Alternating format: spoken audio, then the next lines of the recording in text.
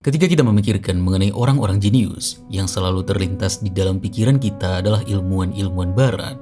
Einstein, Newton, Tesla bermunculan, bahkan ketika kita menyebut perjalanan intelektual manusia, seolah-olah semuanya itu hanya berputar di Eropa. Dari Yunani ke Roma, tiba-tiba sudah ke Perancis, Inggris, dan Jerman, entah dari mana. Padahal ada satu masa besar yang terlewatkan. Satu garis peradaban besar dengan para jeniusnya yang berpengaruh besar terhadap perjalanan pengetahuan manusia, yaitu abad keemasan Islam dengan banyak sekali filsuf dan ilmuwan besar di dalamnya. Dan dua orang di antara mereka semua, ada yang memegang pemikiran yang saling bertentangan dan saling bertarung dalam medan pertempuran intelektual dengan taruhan yang sangat besar dalam membentuk arah peradaban ke depannya, mempertanyakan mengenai hakikat ketuhanan, alam semesta, dan posisi serta batas-batas kita di dalamnya. Mereka adalah Ibnu Sina dan Al-Ghazali. Ibnu Sina adalah seorang filsuf, dokter, ilmuwan, metafisikawan, epistemolog, logikawan, teoretikus jiwa, kosmolog, ahli matematikawan, ahli fisika alam, penafsir Aristoteles, perumus metafisika Islam klasik, sekaligus arsitek sistem rasional paling komprehensif dalam sejarah dunia Islam. Tulisannya berusaha menembus struktur realitas hingga wajibul wujud, Tuhan itu sendiri. Dan bahkan tulisannya dalam kedokteran selama 600 tahun menjadi teks utama kedokteran, yang kalau tanpanya, mungkin saja kedokteran modern tidak lahir seperti sekarang.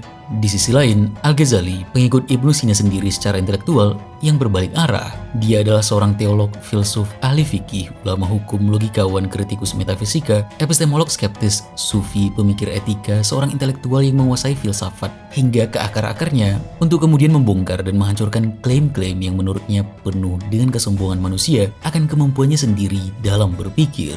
Dan pertarungan mereka berpusat pada apakah realitas memiliki struktur rasional yang niscaya dan dapat dipahami oleh akal manusia seperti yang dipercaya oleh Ibnu Sina, atau realitas yang rasional itu sendiri sebenarnya tidak mungkin dicapai oleh akal untuk mencapai hal-hal teologis seperti yang dipercayai oleh Al-Ghazali. Intinya, apakah Tuhan bisa dimengerti dengan filsafat atau akal manusia, atau Tuhan hanya bisa dimengerti dengan iman dan akal, atau bahkan filsafat itu sendiri hanyalah ilusi kesombongan manusia.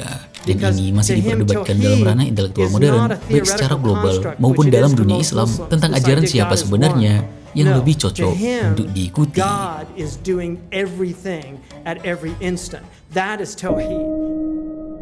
Apakah kita menggunakan akal atau menggunakan iman? Apakah alam semesta berjalan dengan hukum atau dengan kehendak Tuhan yang bebas? Apakah keselamatan manusia bisa dicapai lewat pengetahuan atau lewat penyerahan diri?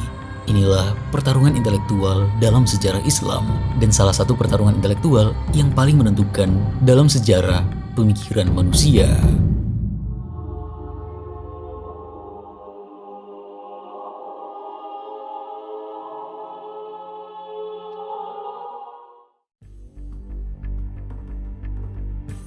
Ibnu Sina lahir pada tahun 980 Masehi di Afshana, sebuah desa kecil di dekat Bukhara, di wilayah yang saat itu berada dalam orbit peradaban Persia Transoksiana. Wilayah ini bukan pinggiran dunia Islam, melainkan salah satu pusat intelektualnya. Disinilah administrasi ilmu pengetahuan dan tradisi sastra Persia bertemu dengan bahasa Arab sebagai lingua franca ilmu. Ibnu Sina lahir ke dalam dunia yang percaya bahwa pengetahuan bukan sekedar hiasan elit, tetapi bagian dari tata kehidupan yang rasional dan teratur. Pada saat itu pengetahuan sangat dibutuhkan, dokter dibutuhkan negara, astronomi dibutuhkan untuk kalender dan ibadah, logika dipakai dalam fikih dan debat teologis, dan filsafat dipakai untuk menyusun pandangan dunia yang koheren. Bukan berarti memang masyarakat saat itu sepenuhnya rasional, cuman banyak lingkungan intelektual yang mendukung perkembangannya dengan berbagai madrasah yang menyebar dan perlakuan terhadap pengetahuan sebagai fondasi tata kehidupan. Ayah Ibnu Sina sendiri adalah seorang pejabat administratif yang terhubung dengan lingkungan Ismailiyah, tradisi intelektual yang menekankan rasio, struktur kosmos, dan hierarki wujud. Berbeda dengan Sunni Ortodoks dan tradisi Islam yang lainnya kebanyakan yang lebih berbasis pada fikih dan hadis, yaitu penafsiran naqli, penafsiran yang tertulis, daripada akli atau yang dipikirkan yang berada pada Ismailiyah. Dari rumahnya sendiri, Ibnu Sina sudah diperkenalkan pada gagasan bahwa dunia dapat dipahami, bahwa realitas memiliki keteraturan, dan bahwa akal manusia bukan sekedar alat praktis, melainkan sarana untuk menembus hakikat. Sejak usia sangat muda, ia menunjukkan kapasitas intelektual yang luar biasa. Pada usia belasan tahun, ia telah menguasai ilmu logika, matematika, fisika, dan kedokteran, serta mulai berhadapan serius dengan filsafat Aristoteles. Ketika aku mencapai usia 10 tahun, aku telah menyelesaikan hafalan Al-Quran dan menghafal banyak karya sastra, sehingga aku sendiri merasa kagum pada diriku.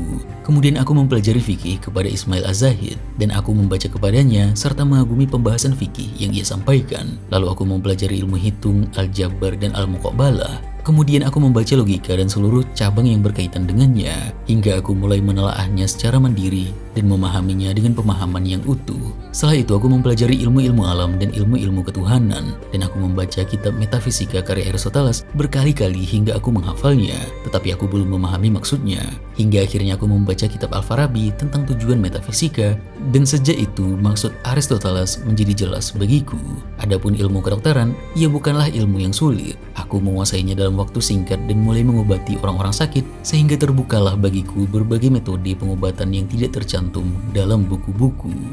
Kedokteran menempati posisi yang khas dalam kehidupan intelektual Ibnu Sina, memberinya pengakuan sosial dan juga akses ke istana, serta menjadi medan pertama di mana keyakinannya tentang rasionalitas realitas diuji secara konkret.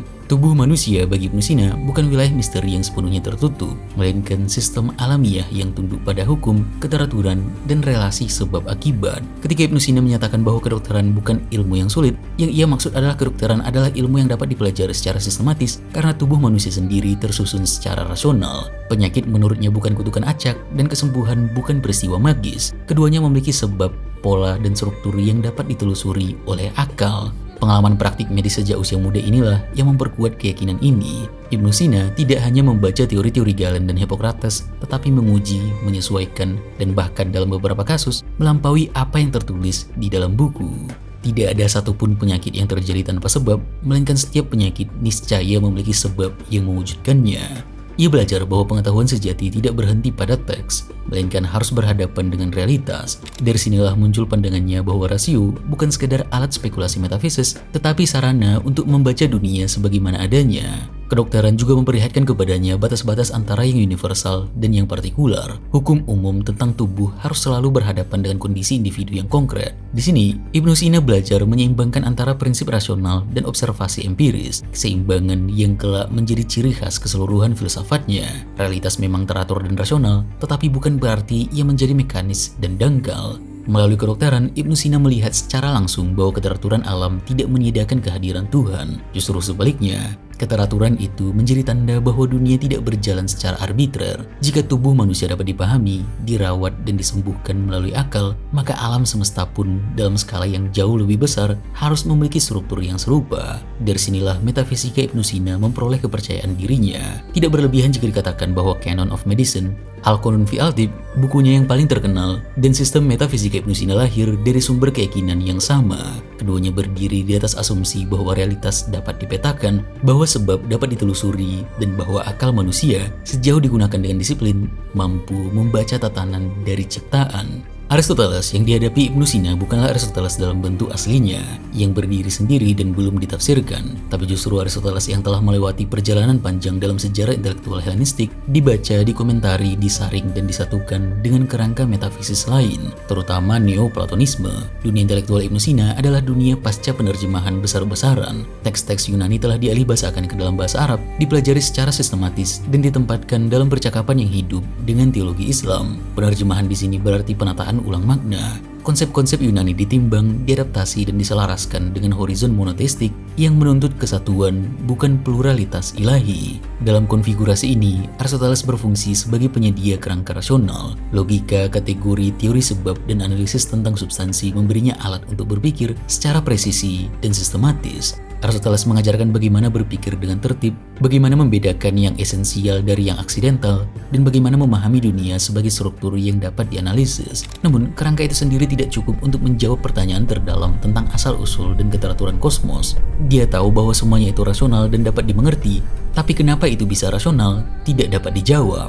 Disinilah Neoplatonisme memainkan perannya. Melalui gagasan emanasi, hierarki wujud, dan hubungan antara yang esa dan yang jamak, Neoplatonisme menyediakan visi kosmologis yang mampu menjembatani antara Tuhan transenden dengan dunia yang berlapis-lapis. Ia menawarkan cara untuk memahami bagaimana keberagaman realitas dapat muncul dari satu sumber tunggal tanpa mengorbankan keesaan ilahi. Kita bahkan tidak menyebutnya sebagai yang ada, ia berada melampaui keberadaan, dan kita tidak mendekatkan esensi apapun padanya. Darinya segala sesuatu berasal, tetapi ia sendiri bukanlah sesuatu apapun. Ibnu Sina tidak sekadar memilih salah satu dari dua tradisi ini. Ia menyerap keduanya sebagai bahan mentah, lalu menyusunnya kembali dalam proyek filosofisnya sendiri. Dari Aristoteles ia mengambil disiplin rasional, dari Neoplatonisme ia mengambil arsitektur metafisis. Hasilnya adalah sistem baru yang dirancang untuk menjawab persoalan-persoalan khas dunia Islam tentang Tuhan, wujud, jiwa, dan keteraturan alam. Dengan demikian, filsafat Ibnu Sina menjadi produk dari sebuah dunia intelektual yang percaya bahwa rasio dapat dipakai untuk membaca struktur realitas, dan bahwa monoteisme tidak menutup, melainkan justru menuntut pemahaman filosofis yang mendalam. Ibnu Sina tidak puas hanya menjelaskan Aristoteles atau menyesuaikannya dengan teologi yang sudah mapan. Ia ingin membangun sistem, ingin menjawab pertanyaan yang lebih besar. Jika Tuhan itu esa, jika realitas itu ada, dan jika akal manusia mampu memahami, maka bagaimana seluruh wujud ini tersusun secara rasional? Proyek besar Ibnu Sina kemudian menyatukan rasio, metafisika, dan teologi ke dalam satu bangunan konseptual yang koheren. Ia tidak melihat konflik inheren antara iman dan akal, justru sebaliknya. Baginya, akal adalah karunia ilahi yang memungkinkan manusia memahami struktur ciptaan. Dunia dalam pandangannya bukan kekacauan yang hanya bisa diterima dengan tunduk, melainkan kosmos yang memiliki tatanan internal, dan tatanan itu bisa dipahami. Optimisme intelektual Ibnu Sina tampak jelas dalam cara ia memandang realitas. Segala yang ada tidak berdiri secara acak, tetapi berada dalam spektrum antara yang mungkin ada dan yang niscaya ada. Di puncak spektrum ini, ia menempatkan Tuhan sebagai wajibul wujud, wujud yang tidak bergantung pada apapun, yang keberadaannya tidak mungkin tidak ada. Dari Tuhan, realitas tidak muncul secara kebetulan, tetapi mengalir secara rasional. Alam semesta adalah ekspresi keteraturan, bukan hasil kehendak arbitrer yang tidak dapat dipahami. Disinilah keyakinan paling mendalam dari Ibnu Sina terlihat, bahwa realitas dapat dipetakan secara rasional tanpa merendahkan Tuhan. Tuhan justru menjadi fondasi rasio itu sendiri. Dengan memahami struktur wujud, manusia membaca jejak-jejak keteraturannya. Metafisika dalam pandangannya menjadi bentuk tertinggi dari kontemplasi. Ibnu Sina menulis sebagai arsitek, membangun konsep demi konsep dengan keyakinan bahwa keseluruhan bangunan itu akan berdiri kokoh. Dan untuk beberapa abad, bangunan itu memang berdiri, menguasai filsafat Islam, memengaruhi dunia Latin, dan menjadi fondasi bagi kedokteran, metafisika, dan epistemologi. Namun justru karena bangunan itu begitu rapi, begitu rasional, dan begitu meyakinkan, ia kelak akan memancing kecurigaan yang mendalam. Di titik inilah, tanpa disadari oleh Ibnu Sina sendiri, panggung telah disiapkan untuk konflik besar yang akan datang.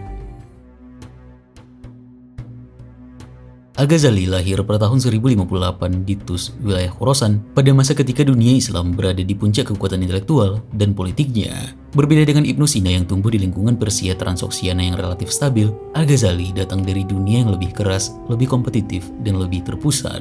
Baghdad, tempat ia mencapai puncak karirnya, adalah jantung kekuasaan Abbasiyah, tempat agama, politik, dan pengetahuan saling mengunci. Baghdad adalah panggung di mana kebenaran tidak hanya dipikirkan tetapi juga dipertaruhkan. Madrasah Nizamiyah, tempatnya diangkat sebagai guru utama pada usia yang sangat muda, bukan lembaga biasa. Nizamiyah adalah institusi resmi negara, dirancang untuk melahirkan otoritas intelektual yang mampu menopang stabilitas teologis dan politik di Baghdad. Disinilah Al-Ghazali tampil sebagai ulama paling berpengaruh pada masanya, seorang ahli fikih, teolog, dan orator yang kata-katanya menentukan arah pemahaman agama jutaan orang. Secara eksternal, Al-Ghazali adalah simbol keberhasilan intelektual. Ia menguasai ilmu kalam, logika, filsafat, dan hukum Islam dengan presisi yang nyaris tak tertandingi. Ia menulis dengan kejelasan dan kekuatan argumen yang membuatnya dihormati sekaligus ditakuti.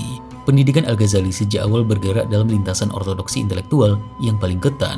Ia tidak tumbuh sebagai mistikus liar yang curiga terhadap rasio, melainkan sebagai produk terbaik dari sistem pendidikan Islam klasik. Dalam ilmu hukum, fikih, ia ditempa dalam tradisi Syafi'i dengan disiplin metodologis yang keras. Ia mempelajari bagaimana hukum diturunkan dari teks, bagaimana perbedaan pendapat ditimbang, dan bagaimana otoritas keilmuan dibangun melalui argumentasi yang sah. Fikih mengajarkan ketelitian, kehati-hatian, dan tanggung jawab normatif atas setiap klaim. Namun, fikih saja tidak cukup untuk bertahan di arena intelektual Baghdad. Untuk mempertahankan doktrin, Al-Ghazali harus menguasai kalam, teologi rasional yang dirancang untuk membela iman dengan senjata akal. Dalam kalam, ia mempelajari cara menyusun argumen, membantah lawan, dan mengungkap kontradiksi. Kalam melatihnya untuk berpikir dalam kondisi konflik, bukan sekedar mencari kebenaran, tetapi mempertahankannya di hadapan lawan yang sama cerdasnya. Disinilah ia belajar bahwa rasio bukan hanya alat pencarian, tetapi juga alat kekuasaan intelektual. Kemudian aku menekuni ilmu kalam dengan kesungguhan penuh. Aku mempelajarinya, menelitinya secara mendalam, dan memahami berbagai teknik yang digunakannya untuk menolak keraguan serta melindungi akidah Ahlus Sunnah. Untuk menopang semua itu, Al-Ghazali masuk lebih jauh lagi, logika. Ia menguasai logika Aristotelian bukan sebagai filsafat bebas, tetapi sebagai instrumen. Logika baginya adalah teknologi berpikir, cara memastikan bahwa argumen berjalan lurus, bahwa kesimpulan mengikuti premis, dan bahwa kesalahan penalaran dapat diidentifikasi. Ia bahkan menulis karya khusus untuk memasukkan logika ke dalam metodologi ilmu-ilmu agama, sebuah langkah yang menunjukkan seberapa seriusnya ia terhadap rasionalitas. Kemudian aku menyadari bahwa aku tidak boleh menyerang mazhab para filsuf sebelum memahami sepenuhnya tujuan ilmu-ilmu mereka. Karena itu aku berpendapat bahwa penguasaan menyeluruh atas ilmu mereka adalah keharusan. Lalu aku mulai membaca kitab-kitab mereka hingga aku sampai pada batas akhir maksud-maksud mereka. Dengan kombinasi ini, fikih, kalam, dan logika, Al-Ghazali mencapai sesuatu yang jarang pada masa itu. Ia menguasai struktur pengetahuan dari dalam. Ia bahkan tahu bagaimana hukum dibenarkan, bagaimana teologi dipertahankan, dan bagaimana argumen disusun dengan presisi. Tidak ada wilayah intelektual utama pada zamannya yang asing baginya. Ia berdiri di pusat sistem, bukan di pinggirannya. Namun justru di titik puncak inilah krisis mulai muncul. Bukan krisis sosial atau politik, melainkan krisis yang jauh lebih berbahaya. Krisis kepercayaan terhadap dasar pengetahuannya sendiri. Al-Ghazali mulai mempertanyakan sesuatu yang selama ini dianggap kokoh. Apakah akal benar-benar mampu menjamin kebenaran? Apakah kepastian logis yang ia ajarkan setiap hari sungguh bersumber dari realitas atau hanya dari kebiasaan pikiran yang dilatih untuk tunduk pada struktur tertentu? Keraguan-keraguan ini tidak datang sebagai spekulasi abstrak, justru datangnya sebagai pengalaman personal yang mengganggu kemampuannya berbicara, mengajar, bahkan hidup sebagai figur publik.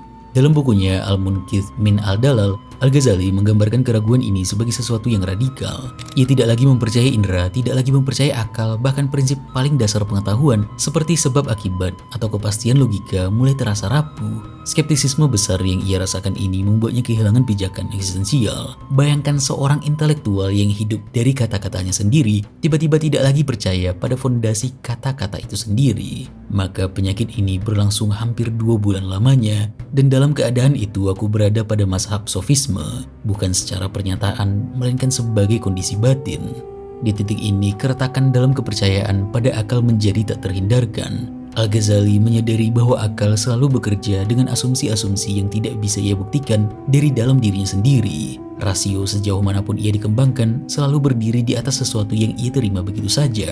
Dan bagi Al-Ghazali, inilah batas yang tidak bisa dilompati. Akal bisa menyusun sistem, tetapi akal tidak bisa menjamin bahwa sistem itu benar dalam arti yang menyelamatkan. Krisis ini mendorong Al-Ghazali meninggalkan Baghdad. Ia meninggalkan jabatan, pengaruh, dan keamanan intelektual. Ia pergi mengembara baik secara fisik dan batin, mencari sesuatu yang tidak bisa diberikan oleh argumen. Dalam pengembaraan ini, ia menemukan kembali dimensi pengalaman religius, terutama dalam tradisi tasawuf, dan mulai melihat beberapa jawaban dari keterbatasan rasio ini. Ketika perkara itu semakin berat bagiku, dan dadaku terasa sempit untuk terus mengajar dan berbicara, aku memutuskan untuk meninggalkan Baghdad. Kembalinya Al-Ghazali kepada pengalaman religius bukanlah penolakan terhadap akal, melainkan penempatan ulang.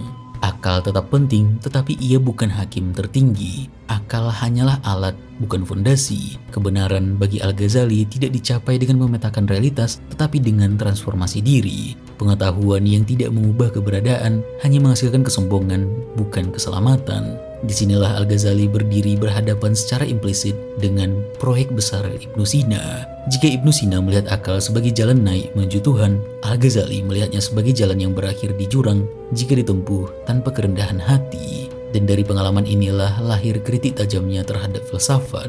Al-Ghazali menantang filsafat dari posisi di mana imannya telah melewati kegelapan pengetahuan, di mana pengetahuan itu sendiri memiliki batasan-batasan, asumsi-asumsi yang sebenarnya dari awal tidak pernah dipertanyakan. Dan ini membuat benturan keduanya menjadi konflik yang cukup mendalam. Apakah memang realitas bisa dimengerti dengan rasio, atau rasio itu sendiri tidak pernah memiliki dasar yang kuat sebelumnya? Apakah Tuhan, alam semesta, dan diri kita sendiri bisa dimengerti oleh akal, atau satu-satunya yang bisa kita lakukan adalah dengan percaya? Bagi Ibnu Sina, pertanyaan tentang Tuhan bukanlah pertanyaan tentang iman dalam arti psikologis, melainkan pertanyaan tentang struktur realitas itu sendiri. Ibnu Sina karena latar Ismailiyahnya tidak memulai dari wahyu, tradisi, atau pengalaman religius, tetapi dari analisis paling dasar tentang apa itu yang ada, cabang filsafat yang sekarang kita kenal sebagai ontologi. Dari sini, metafisikanya bergerak dengan matematis. Jika sesuatu ada, maka ia harus dapat dijelaskan status wujudnya. Karena proyek besarnya, dia berniat untuk memetakan semuanya, bahkan ke hal yang paling fundamental dari semuanya. Jika Tuhan ada sebagai apa dalam struktur realitas haruslah jelas. Dia percaya bahwa iman saja tanpa pemahaman struktur wujud mudah runtuh ketika diuji oleh akal. Dia memulai dari jika sesuatu ada, maka harus bisa dijelaskan bentuknya apa. Karena keberadaan dari semuanya, mulai dari batu, angka, dan jiwa adalah benar-benar hal yang berbeda. Begitu juga dengan keberadaan Tuhan sendiri. Apakah sesuatu itu ada karena dirinya sendiri, karena yang lain? Kenapa harus ada dan apakah bisa saja kalau tidak ada? Semuanya dipertanyakan. Setelah mungkin berpikir jauh dan mendalam, ia akhirnya membedakan seluruh realitas ke dalam dua kategori fundamental, mungkin al-wujud dan wajib al-wujud. Yang mungkin ada, mungkin al-wujud, adalah segala sesuatu yang keberadaannya tidak niscaya. Ia bisa ada, bisa juga tidak ada. Segala benda, peristiwa, dan makhluk berada dalam wilayah ini. Semuanya selain Tuhan yang menciptakan semuanya berada di sini. Tetapi jika seluruh realitas hanya terdiri dari yang mungkin, maka tidak ada alasan terakhir mengapa sesuatu ada sama sekali. Rantai kemungkinan tidak bisa menjelaskan dirinya sendiri. Di titik inilah Ibnu Sina memperkenalkan konsep Tuhan bukan sebagai entitas religius terlebih dahulu, melainkan sebagai keharusan metafisis. Harus ada satu wujud yang keberadaannya tidak bergantung pada apapun, yang tidak mungkin tidak ada. Inilah wajib al-wujud. Tuhan bukan disimpulkan karena dunia indah, bermakna, atau bermoral, tetapi karena tanpanya konsep ada itu sendiri runtuh. Wujud itu terbagi menjadi yang niscaya karena dirinya sendiri dan yang mungkin karena dirinya sendiri. Yang mungkin karena dirinya sendiri tidak ada kecuali melalui yang lain, sedangkan yang niscaya karena dirinya sendiri, keberadaannya tidak bergantung pada apapun selain dirinya. Dalam kerangka ini, Tuhan bukan pribadi yang bertindak secara arbitrer, melainkan fondasi rasional dari segala eksistensi. Ia tidak memilih untuk ada, ia ada karena mustahil baginya untuk tidak ada. Dan justru karena itu, segala sesuatu yang lain bergantung padanya. Dari Tuhan sebagai wajib al-wujud, Ibnu Sina menjelaskan munculnya kosmos melalui apa yang dikenal sebagai emanasi. Emanasi bukan penciptaan temporal seperti dalam kisah-kisah religius populer, melainkan proses ontologis. Dari yang esa, lahir keberagaman bukan karena kehendak acak, tetapi karena struktur wujud itu sendiri. Alam semesta dalam pandangan ini adalah keteraturan yang mengalir dari kesempurnaan Tuhan, bukan hasil intervensi sesaat. Jika yang mungkin karena dirinya sendiri tidak berujung pada yang niscaya karena dirinya sendiri, maka niscaya tidak akan ada satupun dari yang ada. Dasar pemikiran ini bisa kita telusuri dari filsuf-filsuf yang paling mempengaruhi Ibnu Sina, yaitu Aristoteles dan Plotinus dari Neoplatonisme. Aristoteles memberi Ibnu Sina kerangka rasional paling dasar, bahwa filsafat pertama harus berangkat dari yang ada sejauh ia ada. Begitu kita mengatakan bahwa sesuatu ada, akal menuntut penjelasan tentang prinsip-prinsip keberadaannya. Dalam metafisika Aristoteles, sesuatu tidak bisa ada begitu saja. Ia harus dapat dijelaskan melalui sebab. Rantai sebab tidak mungkin mundur tanpa batas, karena jika demikian, tidak akan pernah ada sesuatu yang benar-benar teraktualisasi. Dari sinilah Aristoteles memperkenalkan penggerak tak bergerak, yang sebenarnya dalam tulisannya tidak dijelaskan sebagai Tuhan religius, melainkan sebagai prinsip ontologis yang membuat gerak dan keberadaan dunia dapat dipahami. Neoplatonisme, terutama melalui Plotinus, memberi dimensi yang berbeda. Bukan lagi soal gerak, melainkan soal ketergantungan wujud itu sendiri. Plotinus menempatkan yang esa, Tohen dalam tradisinya, sebagai sumber segala yang ada, sesuatu yang tidak bergantung pada apapun, dan darinya seluruh realitas memancar. Di sini Tuhan menjadi fondasi ontologis yang membuat segala tingkat wujud mungkin ada. Ibnu Sina mengambil gagasan ketergantungan ini, tetapi menolaknya untuk berhenti pada Tuhan yang melampaui wujud secara total. Ia menggabungkan tuntutan rasional Aristoteles dengan hierarki ontologis Neoplatonisme, lalu merumuskannya secara lebih ketat. Harus ada satu wujud yang keberadaannya niscaya, yang tidak menerima sebab, dan yang menjadi syarat kemungkinan bagi segala yang mungkin ada. Dari titik inilah Tuhan muncul sebagai keharusan metafisis. Tanpanya, konsep ada itu sendiri kehilangan pijakan. Bagi Ibnu Sina, dunia tidak hanya tampak teratur, dunia harus teratur. Karena dunia bersumber dari prinsip yang rasional. Jika Tuhan adalah wajib al-wujud, maka apa yang mengalir darinya tidak mungkin kacau. kosmos bukan ruang kejutan ilahi yang acak, melainkan sistem yang dapat dipahami. Maka setiap sesuatu yang memiliki sebab, keberadaannya adalah melalui sebab tersebut. Dan apabila sebab itu telah sempurna, maka akibatnya pun menjadi sempurna. Dan apabila sebab itu tidak ada, maka akibat pun tidak ada.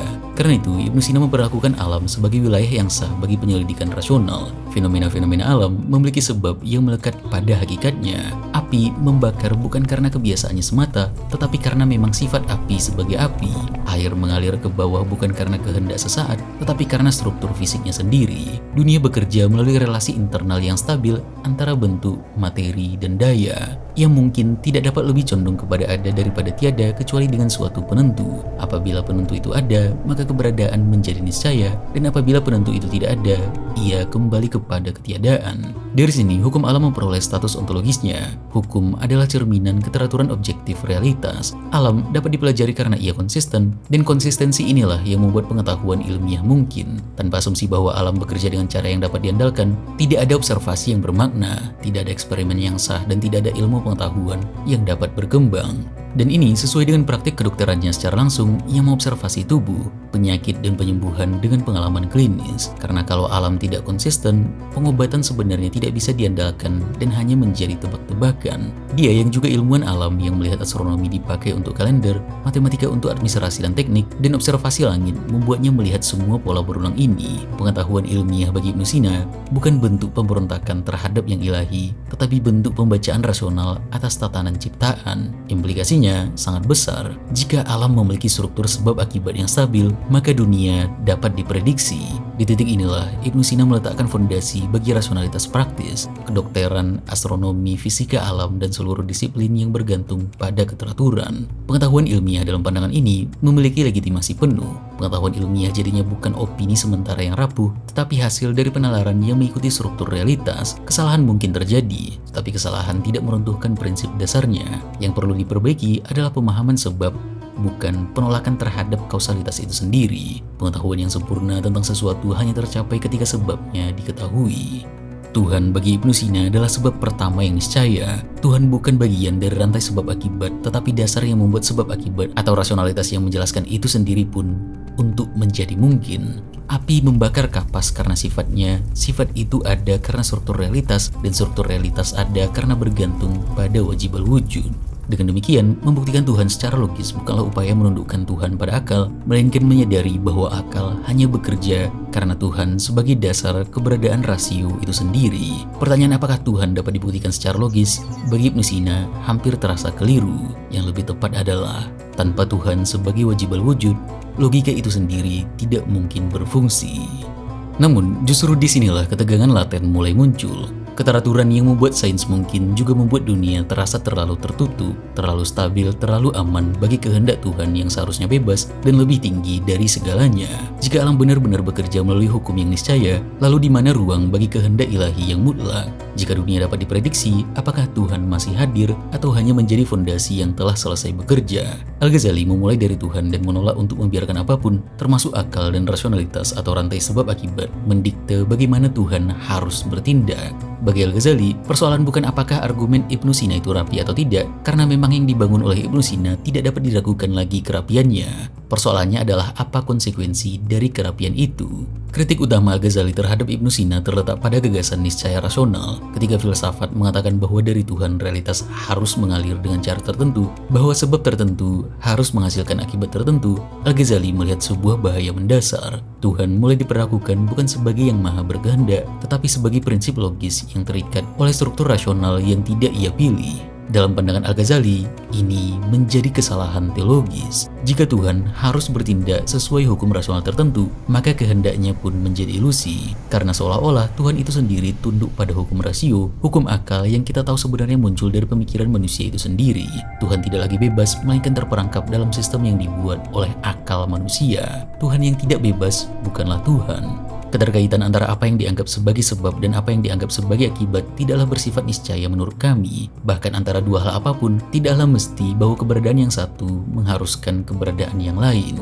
Karena itu, Al-Ghazali menolak gagasan bahwa Tuhan terikat oleh sebab akibat. Al-Ghazali tidak menyangkal bahwa kita mengamati keteraturan di alam, tetapi ia menyangkal bahwa keteraturan itu bersifat niscaya secara ontologis. Menurutnya tidak. Api tidak membakar kapas karena ada kekuatan kausal di dalam api itu sendiri. Api membakar kapas karena Tuhan pada saat itu menciptakan peristiwa terbakar bersamaan dengan peristiwa api menyentuh kapas. Sesungguhnya terbakarnya kapas ketika berjumpa dengan api bukanlah perbuatan api, melainkan ciptaan Allah Ta'ala pada saat terjadinya itu.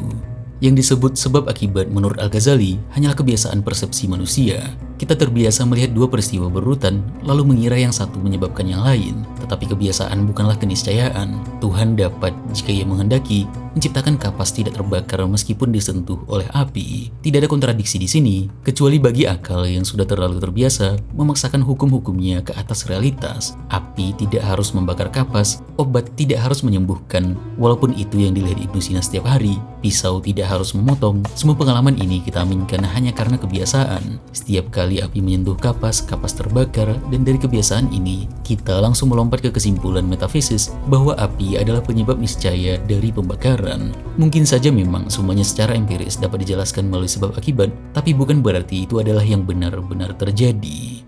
Al-Ghazali memasuki filsafat bukan sebagai orang luar yang menolak akal, tetapi sebagai seseorang yang telah menguasainya sepenuhnya. Ia memahami dengan baik bangunan rasional para filsuf, terutama Ibnu Sina, dan justru karena itulah ia melihat satu bahaya besar yang luput dari optimisme intelektual mereka. Akal manusia ketika diberi kepercayaan penuh, perlahan mulai memperlakukan dunia seolah-olah berjalan dengan sendirinya.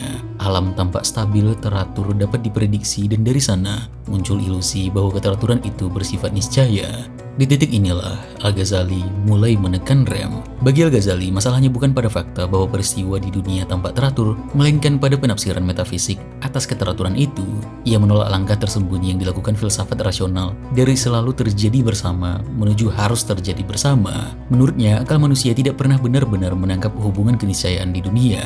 Ia hanya menangkap pengulangan. Kita melihat suatu peristiwa berulang kali muncul setelah peristiwa lain, lalu menyimpulkan adanya sebab internal yang mengikat keduanya. Kesimpulan ini bagi Al-Ghazali bukan pengetahuan tentang realitas, hanya kebiasaan berpikir yang keliru. Keterkaitan antara apa yang dalam kebiasaan dianggap sebagai sebab dan apa yang dianggap sebagai akibat tidak bersifat niscaya menurut kami. Dengan demikian, apa yang selama ini dianggap sebagai hukum alam bukanlah struktur ontologis dunia, melainkan pola ekspektasi mental. Dunia tampak stabil karena Tuhan menciptakan stabilitas itu secara berulang, bukan karena dunia memiliki mekanisme otonom. Keteraturan bukan sifat alam, melainkan kebiasaan ilahi. Alam tidak memaksa Tuhan untuk bertindak dengan cara tertentu, justru Tuhan yang secara konsisten memilih bertindak dengan cara yang sama, dan konsistensi itu disalahartikan manusia sebagai keniscayaan. Tidak ada jembatan kausal yang bekerja secara mandiri di antara peristiwa, yang ada hanyalah keputusan ilahi yang berulang. Setiap momen diciptakan kembali, setiap kejadian adalah tindakan langsung, bukan hasil mekanis. Konsekuensinya sangat besar. Jika hubungan antar peristiwa tidak bersifat niscaya, maka akal manusia kehilangan pijakan metafisiknya. Ia masih berfungsi secara praktis, mengamati, mengantisipasi, memperkirakan, tetapi tidak lagi bisa mengklaim kepastian ontologis. Pengetahuan manusia menjadi bersifat operasional, bukan absolut. Kita tahu apa yang biasanya terjadi, bukan apa yang harus terjadi. Tanpa disadari, di titik inilah Al-Ghazali membuka sebuah jurang. Ketika ia berusaha membebaskan Tuhan dari belenggu rasionalitas manusia, ia sekaligus mencabut jaminan bahwa dunia dapat dipahami secara mutlak oleh akal. Sains kehilangan fondasi metafisiknya, tetap berjalan memang, namun berjalan di atas kebiasaan, bukan kepastian. Dunia memang tetap bisa dipelajari, tetapi tidak lagi dapat diklaim sepenuhnya dapat dimengerti. Adapun keterkaitan yang terhasilkan dalam jiwa antara keduanya, itu semata-mata karena kebiasaan pengamatan, bukan karena suatu keniscayaan akal. Dari pendapat Al-Ghazali inilah nanti lahirnya yang disebut okasionalisme, di mana setiap peristiwa terjadi karena tindakan langsung Tuhan pada setiap momen, dan setiap sebab yang kita anggap bisa diperhitungkan secara matematis adalah kebiasaan yang Tuhan sendiri tetapkan. Pembakaran terjadi karena Tuhan menghendakinya, keteraturan, hukum alam, dan apapun yang ada di dalam alam semesta terjadi dikarenakan kehendaknya, bukan di dalam alam itu sendiri. Ide Ghazali ini nantinya di dunia Eropa bergema kembali, walaupun kita tidak tahu apakah memang dipengaruhi dipengaruhi atau benar-benar sesuatu yang baru. Skeptisisme ini muncul dalam Hume dalam menjelaskan bahwa kita sebenarnya selama ini hanya mengamati sebab akibat sebagai kebiasaan pikiran, semacam proyeksi psikologis, bukan yang benar-benar keharusan koneksi. Namun, Hume sendiri pun menolak bahwa ada tatanan metafisis yang juga mendasari semuanya untuk terjadi. Di matanya, kita tidak pernah tahu apapun selain yang terjadi di dalam kebiasaan mental manusia. Kembali ke Al-Ghazali, dia melihat bahaya besar filsafat rasional. Logika ketika dijadikan hakim tertinggi, diam-diam berubah menjadi batas bagi Tuhan. Akal mulai berkata, Tuhan tidak mungkin melakukan ini, atau Tuhan harus melakukan itu. Dan bagi Al-Ghazali, kalimat semacam ini adalah bentuk kesombongan intelektual yang paling halus. Manusia dengan dalih rasionalitas mulai mendikte yang maha mutlak. Sesungguhnya menetapkan bahwa sebab-sebab itu berpengaruh melalui tabiatnya sendiri, mengharuskan penyediaan kekuasaan dan pilihan dari Allah Ta'ala. Karena itu, benturan antara Ibnu Sina dan Al-Ghazali, walaupun tidak benar-benar secara langsung berhadapan dan berdebat, bukan sekedar soal metafisika teknis, tapi benturan antara dua gambaran tentang Tuhan. Di satu sisi, Tuhan sebagai fondasi rasional realitas, konsisten, teratur, dan dapat dipahami melalui struktur logika. Di sisi lain, Tuhan sebagai kehendak absolut yang tindakannya tidak diikat oleh apapun selain dirinya sendiri. Dan disinilah tragedi intelektual itu terjadi. Apa yang dimulai sebagai pembelaan terhadap kemahakuasaan Tuhan, berakhir sebagai keraguan terhadap kemampuan akal untuk menembus struktur realitas. Skeptisisme yang tidak direncanakan ini lahir sebagai efek samping. Al-Ghazali tidak bermaksud meruntuhkan sains, ia bermaksud meruntuhkan kesombongan rasio. Namun sejarah tidak memisahkan keduanya dengan rapi. Setelah Al-Ghazali, dunia tidak lagi sepenuhnya transparan bagi akal, realitas tidak lagi dapat dipastikan hanya dengan penalaran. Yang tersisa adalah dunia yang berfungsi tetapi tidak terjamin, dunia yang berjalan tetapi tidak terkunci oleh hukum. Dan di antara dua dunia inilah, dunia rasional Ibnu Sina dan dunia kehendak Al-Ghazali, pemikiran manusia terus terombang-ambing hingga hari ini. Dan konsekuensi perdebatan ini terpengaruh jelas dalam bagaimana manusia salah mereka menilai sesuatu, cabang filsafat, aksiologi, dan bagaimana penilaian itu menentukan tindakan-tindakan yang nantinya tidak hanya memengaruhi bagaimana menjalani kehidupan, bahkan bagaimana menjalani kehidupan sosial dan bernegara sampai berbudaya. Semuanya karena pertarungan dari pengetahuan dan jiwa. Bagi Ibnu Sina, manusia tidak ditentukan terutama oleh tubuhnya, juga bukan oleh emosinya, melainkan oleh jiwa rasionalnya. Jiwa inilah yang membedakan manusia dari makhluk lain. Namun, jiwa rasional tidak hadir dalam keadaan sempurna sejak awal. Rasionalitas ini hadir sebagai potensi sesuatu yang bisa berkembang, tetapi juga bisa gagal berkembang. Hidup manusia dalam kerangka ini adalah proses aktualisasi jiwa. Pengetahuan bagi Ibnu Sina bukan sekedar akumulasi informasi atau keterampilan praktis. Lebih dalam dari itu, pengetahuan menurutnya adalah proses internal yang mengubah status jiwa itu sendiri. Jiwa yang mengetahui bukan hanya memiliki sesuatu, ia menjadi sesuatu. Setiap kali manusia memahami kebenaran universal, jiwa rasionalnya bergerak dari potensi menuju aktualitas. Mengetahui berarti menyempurnakan bentuk eksistensi diri. Dia memiliki konsep yang bernama akal aktif, di mana akal aktif menurutnya adalah prinsip intelektual universal yang memungkinkan pengetahuan terjadi, berfungsi sebagai sumber pencerahan untuk membuat kebenaran dapat ditangkap oleh jiwa manusia yang sudah siap. Ketika jiwa manusia berpikir secara benar, ia tidak menciptakan kebenaran dari dirinya sendiri, melainkan berpartisipasi dalam tatanan intelektual yang lebih tinggi. Jiwa rasional pada awal keberadaannya berada dalam keadaan potensial, kemudian menjadi aktual ketika memperoleh makna-makna intelektual. Hubungan antara jiwa rasional dan akal aktif bersifat transformasional dengan jiwa yang selaras dengan struktur intelektual universal, membuat pengetahuan jadinya tidak lagi bersifat partikular atau terikat dengan pengalaman sesaat, tapi benar-benar universal, stabil, dan bebas dari perubahan. Dan justru karena itulah, pengetahuan sejati dalam kacamata Sina membawa ketenangan. Jiwa yang memahami kebenaran universal tidak lagi terombang-ambing oleh fluktuasi dunia indrawi. Bagi Ibnu Sina, tujuan hidup manusia terletak tepat di sini.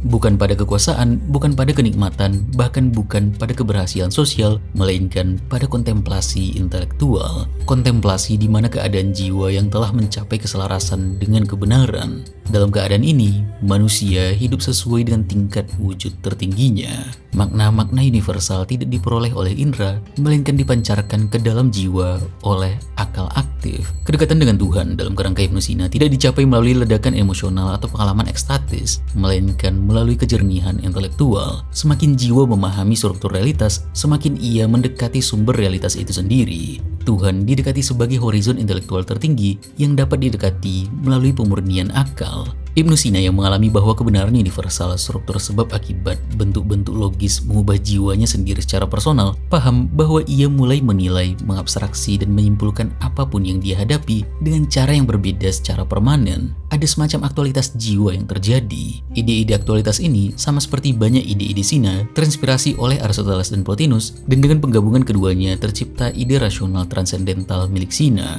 Potensi dan aktualitas diambil dari kerangka ontologis dasar Aristoteles, di mana sesuatu ada secara penuh ketika potensinya terwujud dan jiwa rasional mampu mengetahui yang universal walaupun di awal itu belum aktual. Namun Aristoteles tidak pernah menjelaskan apakah ini adalah status ontologis, sesuatu yang bersifat universal dan objektif. Dari situlah Neoplatonisme menjelaskan visi kosmologisnya dengan tatanan intelektual objektif bernama nous, di mana jiwa tidak menciptakan kebenaran dengan dirinya sendiri tetapi berpartisipasi di dalamnya, yang berarti mendekat secara ontologis ke tingkat realitas yang lebih tinggi. Dan dari kerangka inilah, dia mengembangkan ide-ide sosial dan politiknya. Walaupun dia tidak pernah menulis karya politik normatif seperti Republik Plato atau Al-Madinah Al-Fadilah milik Al-Farabi, karena di dalam pikirannya politik adalah efek sekunder dari struktur wujud dan jiwa. Kehidupan sosial adalah medan di mana jiwa manusia dapat atau gagal mencapai aktualitasnya. Ibnu Sina menerima tesis bahwa manusia adalah makhluk yang secara kotorati hidup bersama, tetapi ia memberinya makna epistemologis dan ontologis. Masyarakat bukan hanya sarana bertahan hidup, melainkan kondisi bagi berkembangnya akal. Tanpa tatanan sosial yang stabil, jiwa akan tenggelam pada kebutuhan jasmani dan tidak pernah mencapai aktualitas intelektual. Manusia tidak mencapai kesempurnaannya kecuali melalui kehidupan bersama dan kerjasama. Karena kesempurnaan jiwa tidak sama pada setiap individu, Ibnu Sina secara implisit menerima hierarki sosial berbasis kapasitas intelektual. Jiwa manusia berbeda-beda tingkat kesiapan dan aktualitasnya. Sebagian mampu menangkap kebenaran universal, sebagian hanya mampu menerima gambaran simbolik. Tidak semua manusia memiliki kesiapan yang sama dalam menerima makna-makna intelektual. Dari sini muncul implikasi sosial yang kuat. Kepemimpinan rasional secara alami berada pada mereka yang memiliki aktualitas intelektual yang lebih tinggi, bukan karena diturunkan lewat darah daging atau karena kecerdasan politik real seperti dunia modern, tetapi karena kapasitas memahami keteraturan realitas. Di sini terlihat jelas fungsi sosial politik agama dalam sistem Ibnu Sina. Agama bukan lawan rasio, melainkan mekanisme penerjemahan kebenaran metafisis ke dalam tatanan sosial yang dapat dihidupi bersama. Hukum dan norma sosial karena itu tidak dipahami terutama sebagai alat pemaksaan, melainkan sebagai instrumen pembentukan jiwa. Hukum mengatur nafsu, membentuk kebiasaan dan menjaga stabilitas sehingga manusia memiliki ruang untuk bergerak menuju kehidupan intelektual. Hukum-hukum ditetapkan untuk menjaga keteraturan dan mendisiplinkan jiwa. Dengan demikian, ketertiban sosial memiliki fungsi ontologis. Tanpa ketertiban, aktualisasi jiwa mustahil. Pengalaman hidup Ibnu Sina sendiri memperkuat pandangan ini. Ia hidup di lingkungan istana, terlibat dalam administrasi dan kekuasaan, menyaksikan intrik politik, pengkhianatan, dan keruntuhan negara. Justru karena pengalaman ini, ia tidak menggantungkan harapan pada politik sebagai penyelamat manusia. Politik baginya rapuh, sementara tatanan rasional realitas bersifat lebih dalam dan lebih stabil. Di sini tampak optimisme eksistensial Ibnu Sina. Ia percaya bahwa manusia mampu mencapai kesempurnaan sesuai kodratnya. Akal adalah jalan, pengetahuan adalah penyelamatan. Jiwa tidak ditakdirkan untuk tersesat dalam dunia, tetapi diberi kemampuan untuk naik melampaui keterbatasannya. Kesempurnaan jiwa terjadi melalui perolehan makna-makna intelektual dan keterlepasannya dari materi. Kebahagiaan manusia terletak pada keadaan jiwanya yang mengetahui makna-makna intelektual secara sempurna. Namun optimisme inilah yang kelak dipandang berbahaya, karena jika pengetahuan dianggap mampu menyempurnakan jiwa, maka kegagalan manusia tidak lagi disebabkan oleh keterbatasan, melainkan oleh ketidaktahuan. Dan di titik inilah, Al-Ghazali akan masuk untuk mempertanyakan apakah pengetahuan benar-benar mampu menyelamatkan jiwa manusia. Al-Ghazali tidak memusuhi pengetahuan karena ia anti-intelektual. Ia memusuhinya karena ia telah mencapainya sepenuhnya dan mendapati bahwa pengetahuan itu tidak melakukan apa yang ia janjikan. Al-Ghazali melihat orang-orang paling terpelajar hidup dengan jiwa yang rapuh, hati yang gelisah, dan orientasi hidup yang kabur. Dari sini muncul kecurigaan yang tidak pernah benar-benar bisa dijawab oleh filsafat rasional. Bagaimana mungkin seseorang mengetahui begitu banyak tetapi tidak menjadi apa-apa? Betapa banyak orang berilmu yang binasa karena ilmunya, dan betapa banyak orang bodoh yang selamat karena kebodohannya. Bagi Al-Ghazali, masalahnya bukan pada salahnya argumen, melainkan pada salahnya harapan. Ilmu diperlakukan seolah-olah ia otomatis menghasilkan kebenaran batin, ketenangan, dan keselamatan. Padahal yang sering terjadi justru sebaliknya. Ilmu memperkuat ego, memperhalus kesombongan, dan menciptakan ilusi kedekatan dengan kebenaran. Pengetahuan jadinya berbentuk sebagai tirai, bukan cahaya. Di titik ini, Al-Ghazali memperkenalkan pembedaan antara mengetahui dan menjadi. Pengetahuan diskursif, sebagaimana diajarkan oleh filsafat, beroperasi dalam level konsep dan definisi. Ia memberi kapasitas intelektual tetapi tidak menyentuh inti keberadaan. Seseorang bisa menjelaskan hakikat kebaikan tanpa pernah menjadi baik, bisa membahas Tuhan tanpa pernah mendekat kepadanya. Disinilah pengetahuan gagal menjalankan fungsi penyelamatannya. Ilmu yang tidak diamalkan akan menjadi hujjah terhadap pemiliknya. Sebagai gantinya, Al-Ghazali berbicara tentang ma'rifah, sebuah perubahan orientasi batin. Ma'rifah tidak diperoleh melalui silogisme tetapi melalui penyucian jiwa, yaitu dengan pengosongan. Yang berubah bukan apa yang diketahui, melainkan siapa yang mengetahuinya. Dalam pengalaman ini, kebenaran tidak lagi berada di depan subjek sebagai objek pemikiran, tetapi di dalam dirinya sendiri sebagai keadaan hidup. Dari sudut pandang ini, filsafat justru menjadi berbahaya bukan karena ia salah, tetapi karena ia cukup benar untuk menipu orang yang berfilsafat itu. Ia memberi rasa kepastian tanpa transformasi ke dalam jiwanya. Ia menciptakan kedamaian intelektual palsu yang membuat manusia berhenti mencari keselamatan sejati. Bahaya filsafat ada pada efek psikologis dan spiritualnya, merasa telah sampai padahal sebenarnya belum berangkat.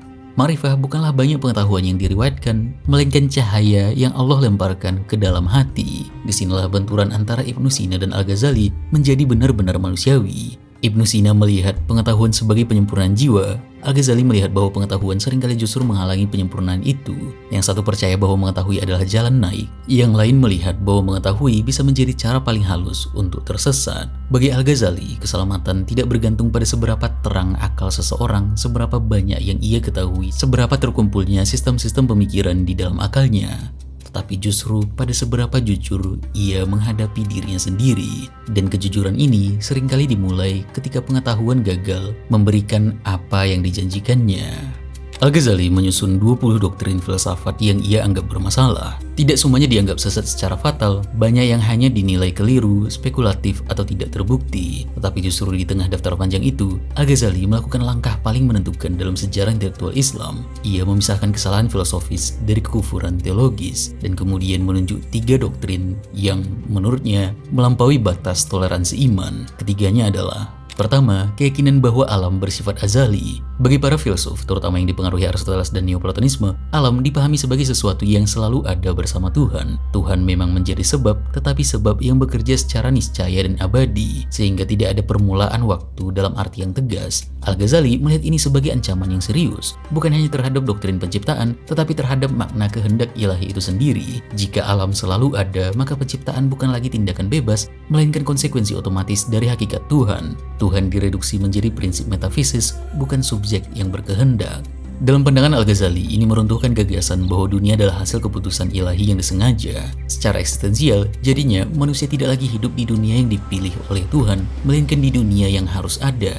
Dunia menjadi tak terhindarkan dan Tuhan kehilangan kebebasannya. Bagi iman, ini fatal. Relasi antara pencipta dan ciptaan berubah menjadi relasi sebab akibat mekanis. Kedua, penolakan bahwa Tuhan mengetahui partikular secara langsung. Para filsuf biasanya tidak menyangkal pengetahuan Tuhan, tetapi membatasinya pada universal. Hukum umum, struktur kosmik, bentuk-bentuk rasional, peristiwa konkret, tindakan individual, dan detail partikular dianggap terlalu berubah-ubah untuk diketahui secara langsung oleh Tuhan tanpa merusak kesempurnaannya. Al-Ghazali melihat doktrin ini sebagai kancuran makna moral. Jika Tuhan tidak mengetahui perbuatan partikular manusia secara langsung, maka penilaian ilahi menjadi abstrak. Doa, dosa, tobat, dan niat batin kehilangan alamatnya. Tuhan tidak lagi hadir sebagai yang mengetahui setiap tindakan, tetapi sebagai intelek kosmik yang jauh. Secara eksistensial, manusia jadinya hidup tanpa tatapan ilahi yang konkret. Tanggung jawab moral melemah bukan karena hukum tidak ada, tetapi karena relasi personal antara manusia dan Tuhan menghilang. Bagi Al-Ghazali, iman adalah hidup di bawah pengetahuan Tuhan yang menyentuh detail terkecil dari kehidupan itu sendiri. Ketiga, penyangkalan kebangkitan jasmani. Para filsuf umumnya menerima keabadian jiwa, tetapi menolak bahwa tubuh akan dibangkitkan kembali. Kebahagiaan dan hukuman akhir dipahami secara spiritual dan intelektual, bukan jasmani. Al-Ghazali menilai ini bukan sekedar perbedaan tafsir tentang akhirat, melainkan pengosongan janji keselamatan itu sendiri. Tubuh dalam kehidupan nyata manusia adalah bagian dari pengalaman penderitaan, tanggung jawab, dan tindakan. Jika tubuh dikeluarkan dari kebangkitan, maka keadilan ilahi menjadi tidak utuh. Yang berbuat dalam tubuh, tetapi yang menerima balasan hanyalah jiwa abstrak. Secara eksistensialnya, harapan religius manusia kebanyakan runtuh.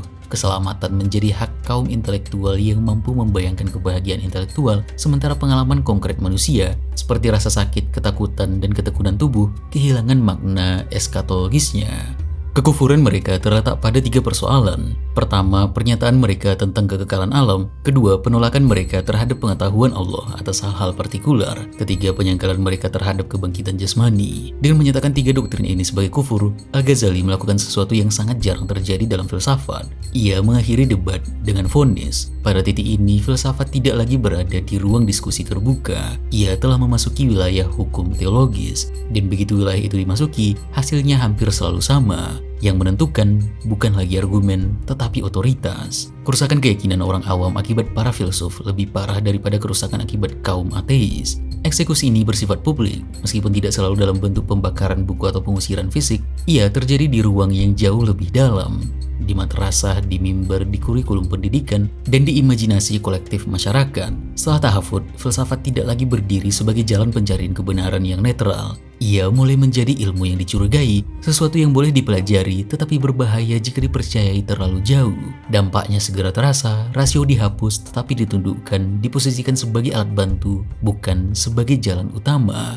Filsafat kehilangan statusnya sebagai disiplin otonom dan harus selalu membuktikan dirinya aman secara teologis. Fokus intelektual dunia Islam setelahnya pun mulai bergeser dari metafisika spekulatif menuju fikih, tasawuf, dan ilmu-ilmu yang lebih langsung terkait dengan keselamatan dan praktik hidup. Perubahan ini adalah kemenangan mutlak iman atas akal, perubahan yang mempengaruhi arah peradaban. Dunia Islam setelahnya memilih kehati-hatian daripada keberanian spekulatif, keselamatan daripada pemetaan total realitas. Harga yang dibayar adalah menyempitnya ruang filsafat rasional. Keuntungan yang diperoleh adalah stabilitas teologis dan spiritual. Namun keputusan semacam ini selalu membawa ambiguitas. Dengan runtuhnya otoritas filsafat, hilang pula sebuah keberanian intelektual. Keberanian untuk membiarkan akal berjalan sampai batas terjauhnya. Tahafud Al-Ghazali jadinya bukan sekedar mengakhiri dominasi filsafat Ibnu Sina, tetapi juga menandai momen ketika dunia Islam memutuskan bahwa tidak semua pernyataan layak dikejar sampai tuntas.